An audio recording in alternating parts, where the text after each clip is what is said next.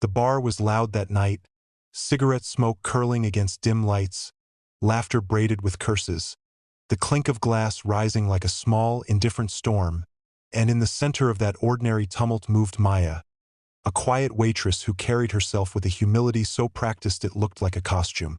She wore jeans and a simple white button shirt, her hair tied back in a functional knot, steps quick and efficient as if motion itself were a refuge. Beneath the practiced calm, beneath a tired smile that had learned not to ask for anything, there was a storm she kept to herself, a ledger of nights and names and hard things no one at the bar could imagine.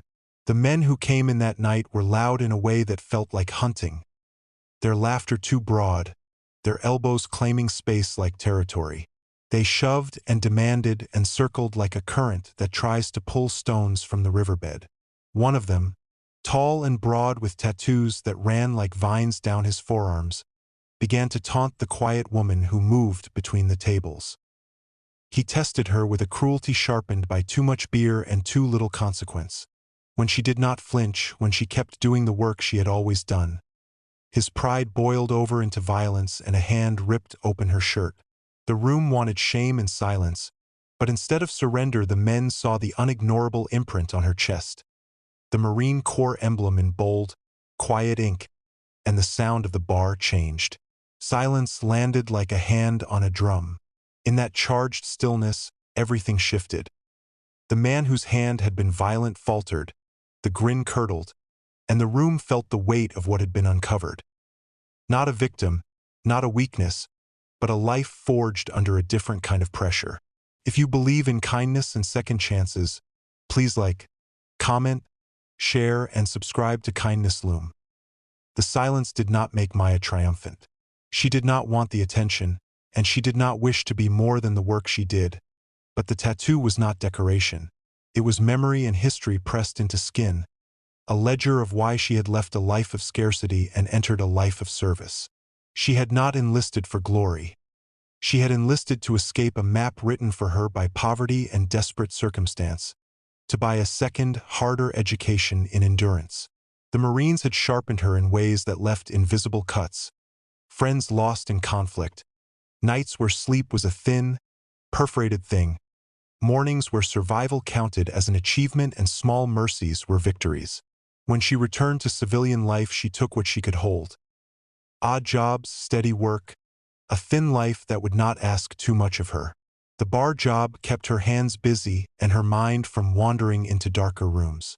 Being seen in that moment did not heal the nights that still whispered. It only exposed a truth she had kept tucked away because survival is often an act of concealment. The men in the bar, who had come to see the world as a place where muscle equaled meaning, found themselves uncomfortable, embarrassed, confronted by a dignity they had not expected. The man who had torn her shirt stepped back and shrank under the quiet size of what he had revealed. The crowd shifted, the bravado unspooling. Some lowered their eyes, others pretended not to have seen. Maya did not look for their approval. She straightened the torn fabric as if mending cloth could also mend the small rupture in a life's continuity, and resumed clearing glasses and topping off drinks. Her calm became louder than any retort. The bar noticed, slowly and then all at once, and life began to rearrange around that moment. Her service was a story that trickled through the town not as a headline but as a slow, insistent breeze. People began to look at her differently. Patrons who had once ignored her now paused. Strangers sometimes left a nod or a quiet thank you, and some old-timers who had been quick to judge learned to meet her eyes. But being noticed did not erase the private wars she fought. Nights of restlessness where memories sharpened into thin blades, a loneliness that settled in her bones, a fear that the past might return unbidden. The bar gave her routine and purpose and, in small ways, the chance to be kind. Extra plates slipped to those who needed them, shifts covered for younger workers, a patient ear extended to customers who had nowhere else to put their burdens down. Her acts of ordinary compassion were not announcements. They were stitches sewn into the fabric of a place that needed mending. To those who watched closely, Maya became a living contradiction, soft and unyielding, gentle and immovable. She taught the room that strength does not always roar. Sometimes it simply persists. The man who had torn her shirt did not come back, and perhaps shame kept him away. Maybe fear did. Rumors carried the rest, whispered stories about a woman not to be trifled with, and a small shudder passed through the regulars. The men who had laughed at her expense found themselves unsettled by their own reflection, by the smallness of their earlier behavior. That is the thing powerfully simple about shame when it meets dignity. It tends to quiet the loud. For Maya, the fallout was not about punishment but about recognition. She stood and worked, and the change happened one patron at a time. Some would offer thanks, others would nod respectfully when they saw her, and slowly, without spectacle, the town adjusted. The bar that had once been a place of noise became a place where people learned to see what they had overlooked. The night of the shirt tearing became a story told over late cups of coffee, a parable about the mistake of equating loudness with strength. Yet the longest battles were still private. Service had left her with wounds that did not show on X-rays, fragmented memories that woke her breathless, a weight that sometimes made the world feel narrow, and a stubborn ache of grief for comrades who would never come home. The work at the bar was an anchor, but the nights were where the smaller, enduring courage was measured. Getting out of bed, putting a shirt on, moving through a world that often preferred the spectacle of another's pain. In small, human acts she found a kind of redemption.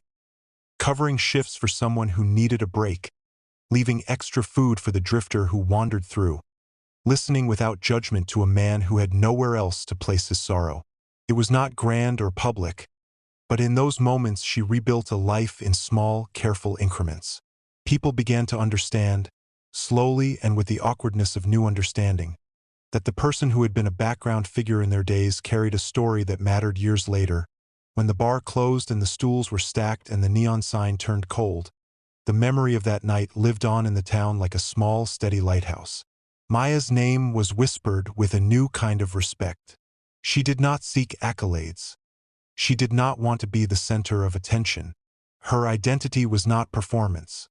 It was a way of being awake in a world that sometimes slept on its better angels. The men who had once tried to humiliate her learned, in different ways, to hold themselves to a higher standard. The bar's regulars told the story to newcomers not as a cautionary tale but as a lesson about the quiet people among them, about the veteran who served and then served again in a different, less visible way. To some she was simply the waitress with a tattoo. To others she was a reminder that ordinary people can contain extraordinary lives. There was a slow, healing arc that followed, the town learning to respect, Maya finding small pockets of peace, the bar becoming a place where kindness was more likely to be returned than contempt. She never sought the spotlight, and she never asked to be treated like a hero. She asked only for the dignity to carry on, and for the chance to live a life that honored those she had lost. The quiet strength she showed that night was only a note in a longer melody of living. Showing up, doing the work, reaching out to others, and standing when it would have been easier to fall. If this story touched your heart, please like, share, and comment, and tell us where you're watching from so we can appreciate you. In the end, the lesson was simple and sharp. Beneath every ordinary face may lie a private history of courage, and behind every quiet person is a story that could change how we treat each other. When you think of Maya now, think of the small, steady things. A hand that steadies a tray, a plate left for someone cold, a smile that costs nothing but changes everything. Remember that strength wears many faces and often chooses silence to protect the soft centers of life. In a noisy world that loves spectacle, the quiet ones keep the world together.